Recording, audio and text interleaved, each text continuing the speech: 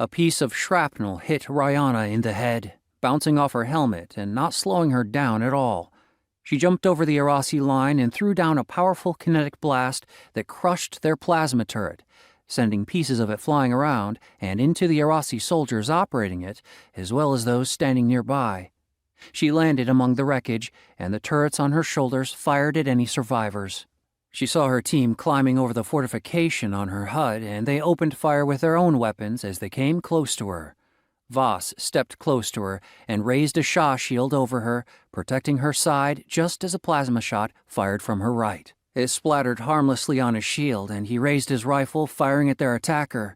Her team moved through the point, disabling the massive anti-air turrets that were pointed toward the sky. In minutes, they cleared the last of the defenders and started setting up their positions and settling in to defend.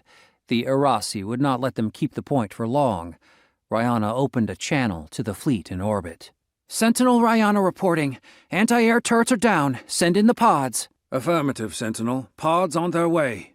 The Erasi responded with a weak attempt to retake the turrets, which her team repelled easily. They stood in silence, her team holding the position, though there weren't any more attempts at retaking the turret. "So, how did your night go?" Voss asked over their private comms. Rihanna turned and frowned at him, which he couldn't see because of her helmet. "It was fine," she said.